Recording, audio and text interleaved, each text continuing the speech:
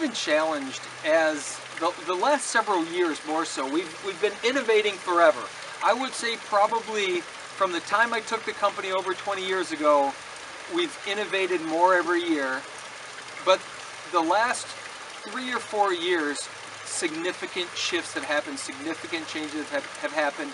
And I also think the internet maturing and people understanding its use and understanding its value, and companies being able to provide great information, but most importantly the social media world of how we share information has really changed a lot. And it's certainly changed for me and our company, because we were early adopters to it. We shared all of our information in a unique way, but we have customers that find us through social media realms, not just Google searches and not just references, but rather on House or on Pinterest, because they're looking for ideas and they find us and they realize the uniqueness in what we do, and therefore start the process of how can they communicate with us.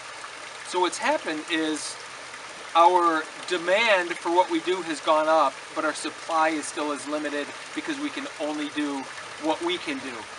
So for me, what excites me is that next place that I could go, that next customer that just lets me go.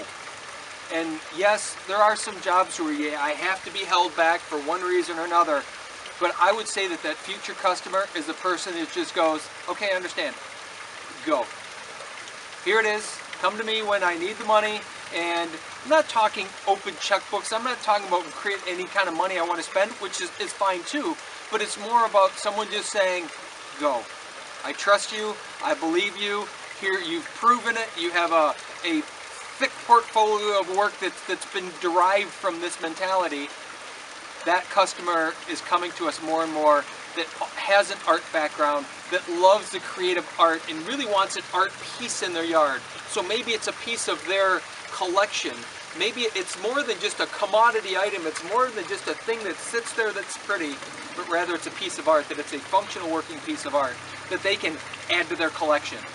So I almost see it as someone needing to move and being sad that they're leaving a piece of art behind, that they can't take it with them, because it's the heart and soul of who they are is in it, as well as the heart and soul of me are in it. So it's that customer, that person that values it so much that they're not valuing the swimming in the water, although that to me is tremendously important, because we are water and I want to be that close, them to be that close to the water, but I want them to miss it when they leave it.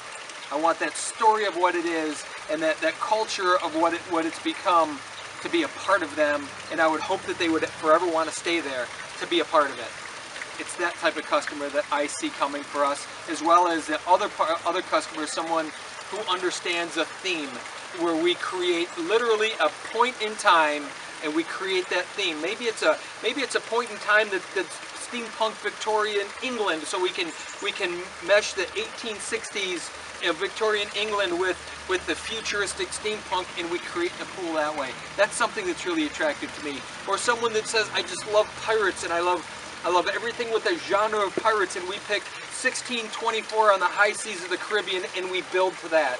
Or we pick a time in the Old West, and someone that loves that Western theme of the gold rush, and we pick a time, Sutter's Mill, 1879, and we create that with the whole backstory. Everything regarding that, every piece that's involved in the project has a story to it. And as a result, the end product is not just a piece of art, but it's a living, breathing story that they can then say to someone who walks in their yard, let me tell you the story. See that over there in 1879, blah, blah, blah, and they launch into it. So it's that. And that takes someone living from here, not just from here. Not someone that's just looking at numbers, saying what's it going to cost me, but rather someone that's living from here that's saying, if I can make this feel a certain way, if it will make me feel a certain way, I want to do it at all costs, I don't care. Because I want to feel that way. But it takes living from the heart and not from the head for that to happen.